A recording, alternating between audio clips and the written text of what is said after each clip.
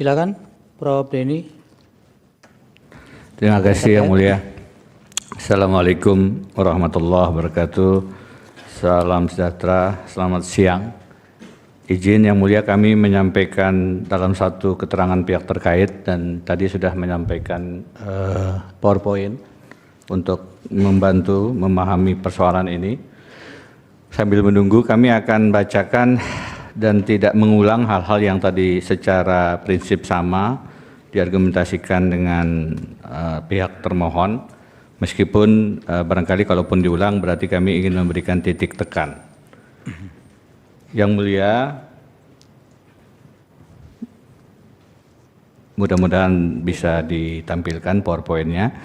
Alur kami ada 3. Pertama, eksepsi. Ya. Yang kedua adalah dalam pokok perkaranya dan yang ketiga petitum. Langsung ke slide 4 saja. Tadi sudah disampaikan, tapi kami tegaskan Yang Mulia, permohonan pemohon perkara 243 ini lewat tenggang waktu, ini paslon nomor 1. Jadi KPU-nya itu di tanggal 5, harusnya itu hari Kamis, jadi Kamis, Jumat, Senin. Batas akhirnya Senin 9 Desember, tapi dimasukkan Selasa 10 Desember. Perbaikan permohonan juga lewat waktu Yang Mulia, harusnya Senin, Selasa, Rabu, malah masuknya di hari Jumat. Jadi mohon perkara 243 kami eksepsi terkait dengan tengah waktu. Kemudian terkait pasal 158, dua-duanya juga sudah melewati ambang batas. Kami menegaskan bahwa pemohon 161 itu 8,3% selisihnya, pemohon 243 19,2%, padahal ambang batasnya hanya 2%. Di slide nomor 7, karena ingin menunda pelaksanaan pasal 158, bisa dimaklumi kalau argumentasinya masuk ke pelanggaran TSM. Kemudian pemohon 161 melis ada 10 putusan-putusan MK. Nanti kami bantah karena ke-10 kondisi dalam putusan itu tidak terjadi di Kabupaten Kepulauan Tanimbar. Selanjutnya slide nomor 9 tentang obskur. Pada dasarnya kami mengakui kewenangan MK. Yang kami persoalkan adalah argumentasi TSM yang dibawa oleh para pemohon tidak pernah diajukan ke Bawaslu sebelumnya. Itu sebabnya kami mengutip putusan nomor 1 2019 halaman 867 di mana Mahkamah menolak dalam tanda kutip menjadi keranjang sampah. Jadi tidak pernah ada laporan ke Bawaslu, tiba-tiba muncul argumentasi TSM di permohonan ini. Yang Mulia, kami lanjut saja ke halaman 12 untuk menegaskan TSM. Lagi-lagi kita perlu melihat wilayah. Ini kaitannya dengan masif. Di Kabupaten Tanimbar itu ada 10 kecamatan, 89 desa, 193 TPS, 86.804 DPT. Nah, dalil-dalilnya di halaman 13, para pemohon pada saat mendalilkan kualitatif TSM tidak menguraikan apa sih terstruktur pelanggarannya, bagaimana sih matang, tersusun, sangat rapi, sistematisnya itu, dan pada saat diuji dengan kewilayahan 50%, masif, sebagaimana diatur dalam Perbawaslu 9/2020, semuanya kemudian bisa dipertanyakan. Para pemohon pada saat membawa dalil ini ke MK, berusaha untuk memang mencoba membawa kita ke argumen-argumen yang menarik MK. Tapi lagi-lagi tadi sudah kami sampaikan Yang Mulia, ada 3 laporan yang disampaikan oleh ke Bawaslu, yang di sebelah kanan itu laporan Bawaslu, semuanya memang terkait money politik, dihentikan, tetapi tidak berlanjut menjadi laporan TSM karena dihentikan itu. Kami juga mencek apakah ada laporan ke DKPP, karena terkait dengan biasanya penyelenggara disoal pada saat laporan-laporannya tidak dilanjutkan. Sampai kemarin kami screenshot tidak ada satupun laporan TSM yang dilakukan para pemohon dan tidak ada aduan terhadap penyelenggara DKPP untuk Kabupaten Kepulauan Tanimbar. Kami lanjut ke slide 17 yang mulia. Beberapa slide kami lewati. Ada 6 tanggapan kami terhadap dalil-dalil para pemohon. Slide 17. Oke, nah kita mulai dengan tanggapan money politik yang mulia. Kami sudah inzage, slide 18. Kami sudah inzage di tanggal 20 Januari. Hanya berisikan video pernyataan. Jadi kami ada video klarifikasinya. Jadi ini direkam gitu. Setelahnya kami coba klarifikasi kepada yang bersangkutan. Ternyata ya ada permintaan, ada pemaksaan, bukti PT 16 dan PT 21. Dari pemohon buktinya sebenarnya tidak jelas. Kemudian kalau yang terkait dengan halaman 7 bahwa di Kecamatan Fordata ada pembagian uang tunai sebanyak 200.000, ini tidak ada buktinya pada saat kami lihat disampaikan bukti P16 dan 17 dalam perkara 243 halaman 7, tapi pada saat kami inzage P16 dan P17 itu tidak ada. Pun tidak diuraikan lokasinya, kapan, waktunya, siapa pelakunya. Kalau kami lihat di halaman 17 perkara 161 tentang money politik, hanya diuraikan semacam ini. Dugaan tindak pidana politik uang dilakukan oleh tim sukses pasangan calon nomor urut 3 terjadi di Desa Kelaan, Kecamatan Tanimbar, Kabupaten dan Desa Tumbur, Wertamrian. Hanya demikian saja. Siapa pelakunya dan seterusnya, bukti-buktinya apa, tidak disampaikan. Yang mulia, di halaman 19 kami menanggapi terkait dengan 40 kotak suara, tadi sudah disampaikan. Ini adalah hasil koordinasi antara Bawaslu, nanti mungkin bisa dikonfirmasi, KPU Kepulauan Tanimbar, Kapolres, dan kemudian PJ Bupati. Terkait dengan potensi terjadinya kekacauan dan upaya untuk menjaga kondusivitas. Kemudian ada undangan koordinasi para saksi paslon dari kecamatan, saksi paslon Bupati juga menyepakati pemindahan, disepakati pada tanggal 29 November, pemindahan kemudian kembali lagi juga disepakati tanggal 30 November, ada deklarasi perdamaian PT 26, mayoritas saksi menandatangani D hasil kecamatan, tidak ada form kejadian khusus yang disampaikan, tidak ada laporan ke Bawaslu terkait ini keberatan, tidak minta PSI dalam dalam pesita maupun petitum, dan tiba-tiba meminta kami didiskualifikasi. Di slide selanjutnya halaman 20 kami lampirkan bukti bahwa calon wakil bupati pasangan urut nomor 2 menandatangani perjanjian, hadir juga, tiba-tiba keberatan dan mengajukan hal tersebut ke persidangan.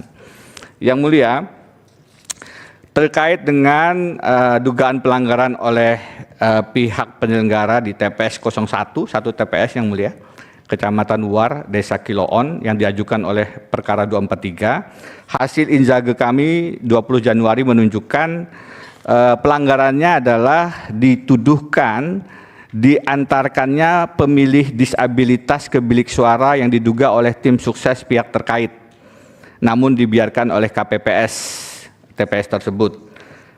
Buktinya tidak jelas yang mulia, hanya ada video orang protes, tidak ada form kejadian khususnya, tidak ada laporan ke Bawaslu, dan yang mulia ini satu TPS dari 193 TPS yang ada di Kabupaten Tanimbar. Masifnya sangat jauh untuk dibuktikan. Tanggapan kami tentang bantuan sosial yang mulia. Di halaman 9 perbaikan permohonan yang warna kuning, kami bacakan pemohon 161 menyatakan pelanggaran pembagian bantuan sosial berdasarkan pokok-pokok pikiran Pokir DPRD atas nama Riki Jowerisa, Wakil Ketua DPRD Kabupaten Kepulauan Tanimbar. Ini pihak terkait sebagai calon bupati yang mulia. Hasil inzage kami pada 20 Januari menunjukkan tidak ada bukti yang dihadirkan, jadi hanya asumsi, tidak ada data mengenai pembagian bantuan sosial tersebut, sebagaimana terlihat kapan dilakukan, di mana, siapa pelakunya. Maksudnya kalau pelaku dituduhkan kepada Pak Riki, tapi siapa penerimanya, apa hubungannya dengan selisih suara, semuanya tidak dijelaskan dan dirinci sehingga kami anggap itu deposita yang patut dipertanyakan secara hukum. Yang mulia, kami ingin menanggapi lebih dalam terkait dengan tuduhan tidak adanya pengunduran diri Saudara Riki Juarisa sebagai calon bupati dari jabatan DPRD Kabupaten didalilkan oleh pemohon perkara 161. Sebagaimana kita paham, pasal 24 PKPU memang mensyaratkan adanya pengunduran diri dan ada tanda terima dan juga surat keterangan proses oleh yang berwenang. Yang mulia, di halaman slide 24, ini adalah surat pengundurannya, PT 24, bukti PT 29, maksudnya tadi halaman 24 sampai dengan halaman 26 keterangan pihak terkait kami, tapi buktinya adalah bukti PT 29 sampai dengan PT 31, yaitu surat pengunduran diri kami Pak Riki juga ke partai sebagai partai pengusung PSI. Kemudian juga di slide selanjutnya 25 bukti pengunduran diri juga ke partai berkarya. Dan kemudian di slide 26 ada tanda terima dari DPRD terkait pengunduran diri ini. Kami highlight yang mulia tentang proses sebagaimana peraturan KPU tadi terhadap permohonan pengunduran diri yang bersangkutan diproses lanjut sesuai mekanisme dan ketentuan perundang-undangan. Ini tertanggal 29 Agustus. Yang mulia, kami sampaikan juga tanda terima di halaman 27 dari KPU Kabupaten Kepulauan Tanimbar, pernyataan sudah memenuhi syarat yang menjadi bukti PT 36 dan 38. Perlu kami tegaskan yang mulia, terkait dengan syarat ini tidak ada upaya hukum atas penetapan pasangan calon ke Bawaslu dari para pemohon, apapun upaya hukum lainnya misalnya ke PT UN yang berlanjut ke Mahkamah Agung, tidak ada. Tiba-tiba ini dimunculkan di Mahkamah Konstitusi. Yang mulia, slide 28, tanggapan terhadap keterlibatan ketidaknetralan ASN didalilkan oleh pemohon perkara 161. Sebentar Pak Denny, yang berkaitan dengan bukti P16 pemohon itu di Insage tidak itu? P16 yang mulia. P16 berkaitan dengan surat keterangan dari Gubernur Maluku yang pada angka 3 menyatakan bahwa dalam catatan administrasi persuratan di pemerintah Provinsi Maluku, Saudara Riki Juarisa tidak pernah mengajukan surat. Direspon tidak ini? Yang tadi respon kami yang mulia, surat yang kami sampaikan adalah bukti tanda terima dari DPRD itu yang mulia, dan juga dari partai-partai pendukung tadi, serta ya KPU.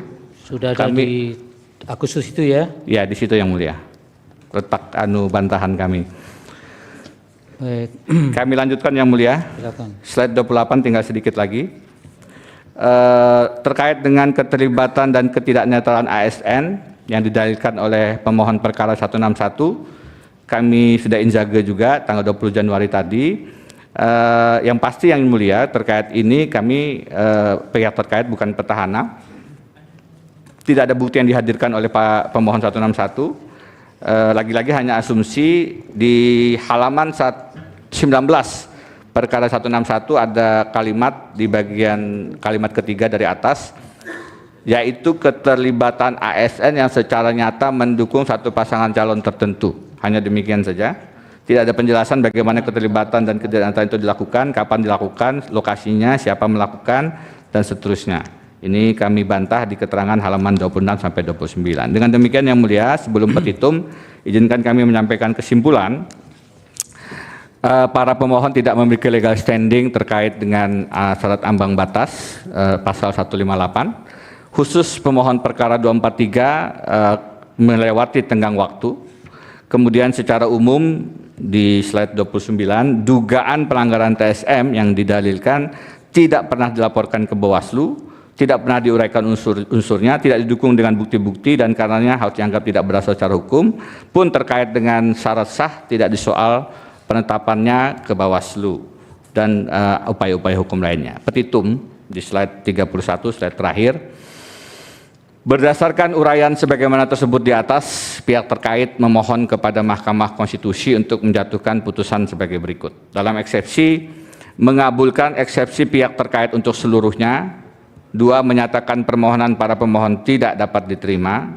Dalam pokok perkara, menolak permohonan pemohon untuk seluruhnya. Dan 2. Menyatakan benar dan tetap berlaku keputusan Komisi Pemilihan Umum Kabupaten Kepulauan Tanimbar nomor 569 tahun 2024 tentang penetapan hasil pemilihan Bupati dan Wakil Bupati Kabupaten Kepulauan Tanimbar tahun 2024 yang ditetapkan pada Kamis 5 Desember 2024 pukul 14.29 waktu Indonesia Timur, atau apabila Mahkamah Konstitusi berpendapat lain, mohon putusan yang seadil-adilnya ex aequo et bono.